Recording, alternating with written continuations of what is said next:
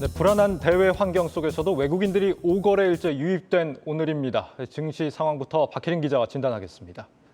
박 기자, 이 펠로시 하원 의장이 대만을 방문했는데 오히려 우리 증시는 올랐습니다. 이거 어떻게 봐야 됩니까?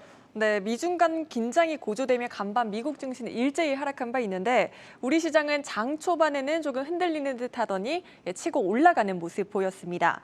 메리츠 증권은 이에 대해서 미중 간 긴장감이 영향을 미치긴 하겠지만 어제 우리는 이미 악재를 선반영했고 그간 우리 증시가 여러 부정적인 이벤트에 하락해온 만큼 큰 영향을 줄 정도는 아니라고 분석했습니다. 또 정치적 리스크를 감안했을 때 이번 사안이 단기 이슈에 그칠 가능성도 크다는 분석이 나옵니다.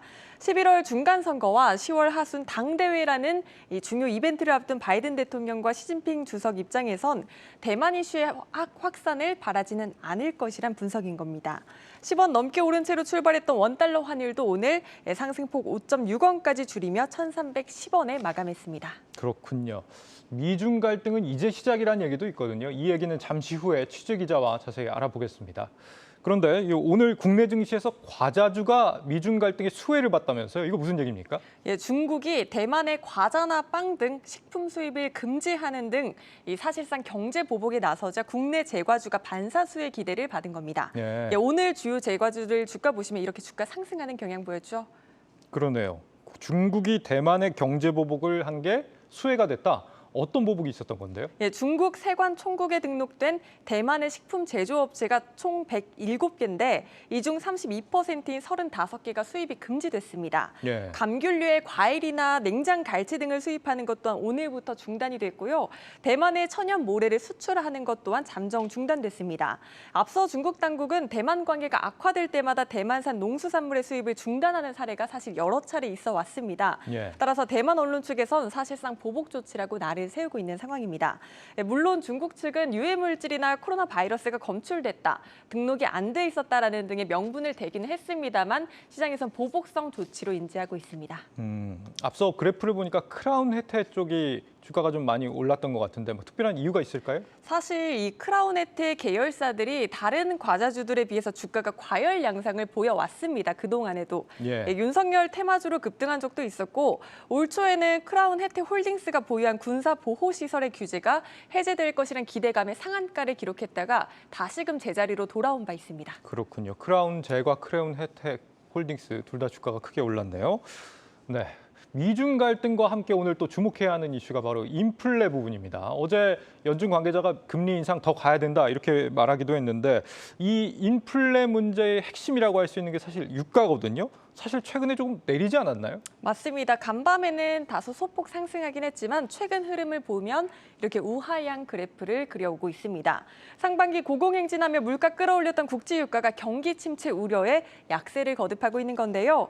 그래서 최근 원유 하락에 베팅하는 ETF와 ETN에 투자자들의 자금이 몰리고 있습니다. 하락에 베팅하는 상품이요. 최근에 좀 내렸으니까 수익률은 좀 나았겠습니다. 네, 좋습니다. 인버스 ETF의 경우 지난 7월 초와 비교해서 약 10% 정도 올랐고 인버스 2X ETN의 경우는 약 20% 정도 올랐습니다.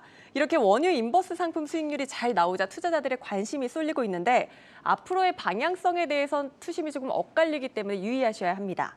시티그룹은 올해 말까지 국제 유가가 80달러대까지 떨어질 것이라고 전망한 한편 골드만삭스는 중국의 봉쇄 조치 해제로 수요가 회복되고 있다며 연말까지 브렌트유가 130달러까지 갈 수 있다고 보기도 했습니다. 이렇게 글로벌 투자은행의 수급 전망치가 크게 엇갈리고 있고 에너지 기구의 전망치도 각기 다릅니다. 그래서 주목해야 할 포인트가 오늘 밤 열리는 오펙 플러스 회의입니다. 현지 시간 3일 오펙 플러스는 이날 화상회의를 개최해 9월 원유 생산량을 결정할 계획입니다. 네, 사실 시장에서는 그렇게 이번 오펙 플러스 회의에 대한 기대감이 크지는 않잖아요. 네, 맞습니다. 전문가들은 경기 침체 우려와 이 증산 여력까지 따져봤을 때 오펙 플러스가 이번 회의에서 기존 생산 규모를 유지하거나 증산을 하더라도 소폭 증산을 택할 가능성이 높다고 보고 있습니다.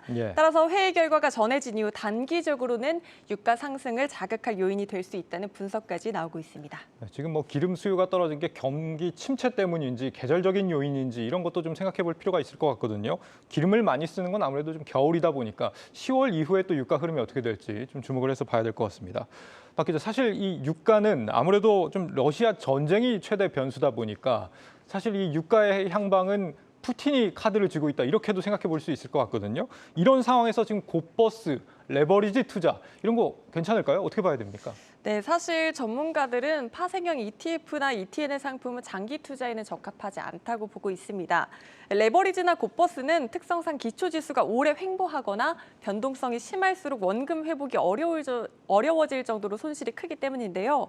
특히 롤오버 비용과 기타 비용 등을 감안하면 오래 보유할수록 손실이 더욱더 커지기 때문에 곧버스나 레버리지 상품에 투자한다면 경기를 가늠해 볼 수 있는 지표들과 또 오펙 플러스의 결정 등을 바탕으로 방향성을 정해서 하더라도 단기적으로 투자하는 것이 현명하다는 조언이 나옵니다. 네, 여기까지 듣겠습니다. 증시 프리즘 박혜린 기자였습니다.